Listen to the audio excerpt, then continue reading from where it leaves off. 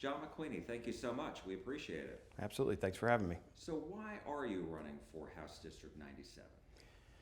I'm running right now because it matters more than ever. There's so many different things happening in the world, and I think that we need good representation that can go fight for a conservative agenda, and I just know that it matters. And everything that I've done in my life, I think has gotten to a point where I understand what's going on, and I'll bring a good perspective down to Austin.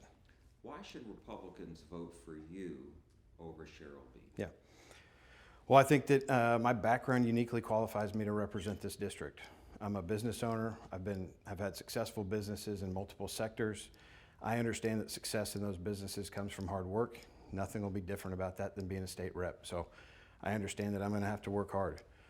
I think that I'm very strong on the border. I've owned a business in the Rio Grande Valley. I understand how the border impacts, this open border policy impacts businesses and families and communities firsthand. As the father of school-age children, the legislation and laws that are passed in Austin, I understand how that impacts families and communities. And Governor Abbott's endorsed me. I think that he's been in the district twice since his endorsement, and he's made it crystal clear that I'm the candidate that he trusts to get the job done. Why do you think you earned his endorsement, and what does it say about your campaign? Well, I know that we earned his endorsement because he knows that we're solid. He knows that we're going to stand up for what matters and fighting for a conservative agenda. He knows that I'm strong on the border. He knows I'm a small business owner. He knows I'll deliver on permanent property tax relief. And I understand that our school system has got some need for improvement. We need to increase the funding for teacher pay. We need to increase the funding for security. And we also need to give families the choice when it comes to their education. And families are better at choosing education than we are. Governor Abbott knows that I'm strong on these issues, and I'll stand alongside of him to make sure that they happen. What do you make of your opponent who's been endorsed by Senator Cruz and the Lieutenant Governor and the AG, Ag Commissioner, et cetera? What do you make of that? I mean, I'm not really sure. I'm not really sure what you mean by that. I'm endorsed by Governor Abbott. She's got her endorsements. I think that there's an internal fight within the party, and I think that you can see that with some of the endorsements. But for either of us to sit here and argue and say that one is better than the other, I'm not quite sure that the endorsement game is really what matters. What matters to me is the endorsement of the voters. I think that the voters know that they can trust me. We've run a campaign where we've taken the high road and talked about what we're going to accomplish, not to run a smear campaign, and I think that that's what matters. So you talked about several issues, and you talked about what the fact that you want to accomplish something once you get there. So if you are elected, what would your top three priorities be?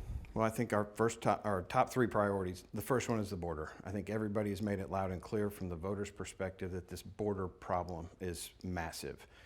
Having been down there, I understand it. I understand that there are people that are coming across that border that are looking for a better life.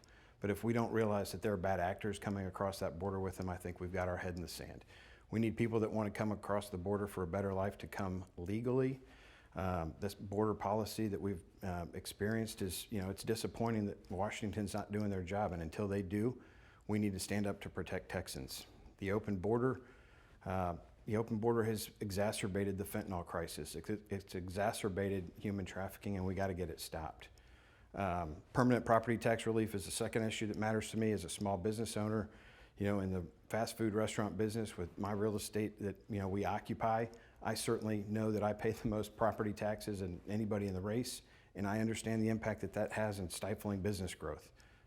Regarding third issue that's very important to me is getting our education system fixed. We've got to get some more investment. Our teachers need a pay raise. We need more money for school security, and we need to give our parents the choice to choose what's right for their kids. And when you say that, as far as school choice, so that's universal school choice, taxpayer-funded education savings accounts for everybody? Yes. I believe that the last bill that went to the legislation I would have supported. It eased into it. It had a cap at $500 million and 25,000 students. I think that was the right approach. It would have focused initially on lower income areas and disabled students. We cannot be leaving students behind. And I would have supported that bill. Let's go back to border security. As you know, SB 4 is in the federal courts. Sure is. So what happens? What should be done if SB 4 is ruled unconstitutional? What should the state do in response? We need to work with the legal environment to get something that does work. We need to be able to enforce the laws. We've got to put pressure on Washington. I'm certainly hoping that in the next term that we're working with President Trump, who will actually enforce the federal laws so that we can support that.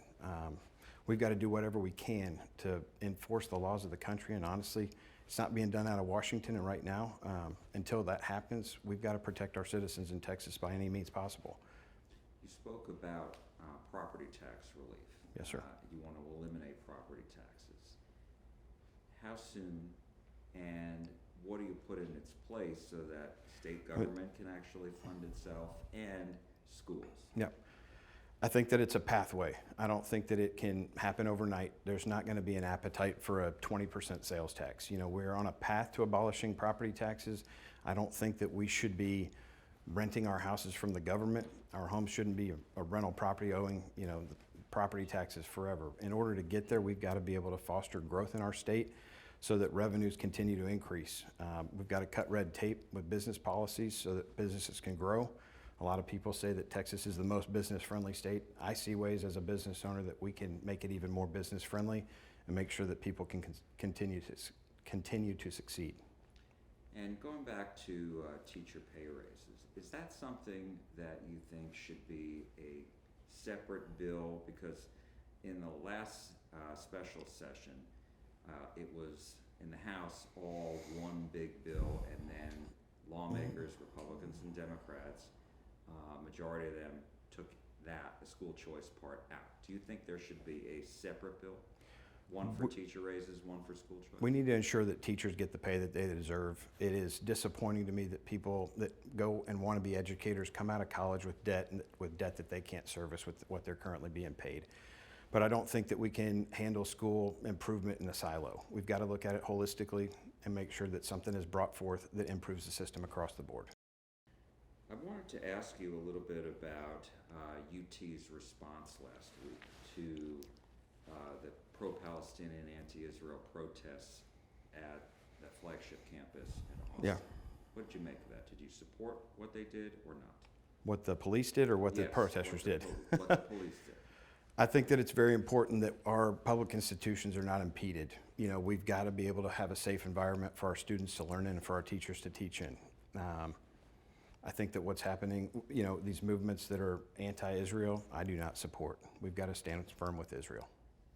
And I want to ask you about gambling. I know this issue came up last session. Sure did. A little bit before that. Do you support casino gambling resorts, the idea of that around the state? I support the idea that the voters should be able to decide. I would never put legislation forward that the voters would decide on that would turn us into Oklahoma or Louisiana, where you've got slot machines in the back of gas stations or anything along the lines, or where there's casinos on every single street corner. I think that that's a big disappointment in those states. What I would support giving the voters a choice on is resort-style casinos with a limited handful of licenses in the state. A lot of people talk about all the negativity of casinos. That negativity already exists in our society. There are backroom poker games. There's all kinds of other addiction, and we need to make sure that we fund the resources that we have to fight those things. But in my opinion, if we want to get real about property tax relief, we need to get real about revenue generation, and I just don't see that that's something that 180 of us in Austin should decide. I support giving the voters the choice on that. And as far as a limited number, you said? Absolutely, limited number. I think that they need to be destination style. They need to be massive economic impact, where you've got convention space, hotel space, restaurant space, entertainment space, and gaming. I don't see us wanting to have more than a handful of those things in the state. They can't be everywhere. We don't need them everywhere. The economic investment that it's going to take to build those things is going to be anywhere between $2 and $6 billion. So the incremental revenue to the state, the jobs that creates, I think that should be something that the voters get to decide on. And so obviously that would require lawmakers to pass that legislation for that to then go to the voter. Correct. I would support, like I said, I would support getting legislation passed by the legislature that gets that to the voters to decide. I would not, like I said earlier, I would not support anything that puts casinos with massive amount of licenses, casinos on every street corner, go into a gas station and see a slot machine. I'm 100% against that. And my last question to you is, what else would you like voters to know about your campaign? Well, I think it's important to understand that we've taken the high road in this campaign. It was, very disappointing to me in the first balloting that our campaign was attacked with the negative smear ads trying to deceive the voters about my conservative record. I've been a conservative my entire life. I'm going to continue to fight for conservative values, and I think it's important for the voters to understand that it was important for us to take the high road, and that's how we're going to work. John McQueeney, thank you so much. I appreciate it. Thank We you. appreciate it.